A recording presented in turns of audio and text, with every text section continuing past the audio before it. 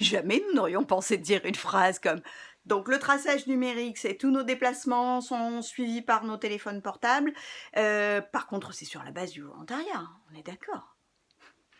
Dans les années 70, un chercheur américain, Martin Seligman, met en évidence l'impuissance acquise. Le principe est assez simple, il prend 2 chiens, qui va légèrement électrocuter, pas mortellement, mais quand même. Enfin, cela ne serait plus possible aujourd'hui, on n'a plus le droit de faire souffrir des animaux pour les sciences. Enfin, pour les sciences molles, parce que les autres ont encore un peu le droit. Mais bon, Seligman prend 2 chiens, Titi et Toto. Titi et Toto vont aller dans des cages, dans lesquelles ils vont recevoir des décharges électriques. Mais préalablement, ils ont appris à actionner une petite pédale. Quand Titi rentre dans la cage, il reçoit des décharges électriques. C'est assez désagréable. Il actionne donc la pédale, mais il ne se passe rien. Il continue à subir les décharges électriques, contre lesquelles il ne peut rien. Toto va rentrer dans une cage, il va recevoir des décharges électriques. C'est assez désagréable. Il appuie la pédale, et quand il actionne la pédale, ça s'arrête.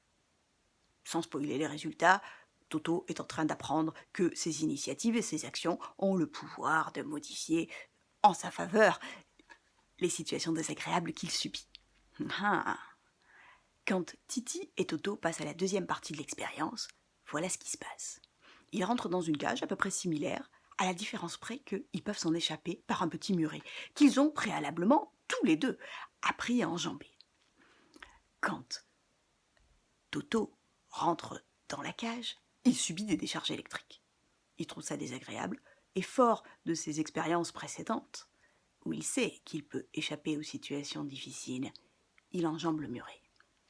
Titi rentre dans la cage et subit des décharges électriques. Il trouve ça très désagréable. Mais il y reste.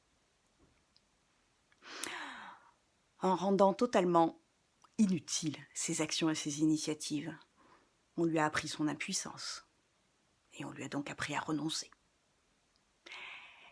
C'est à ce moment-là que Toto regarde Titi subir et se dit « C'est dingue, on s'habitue à tout ».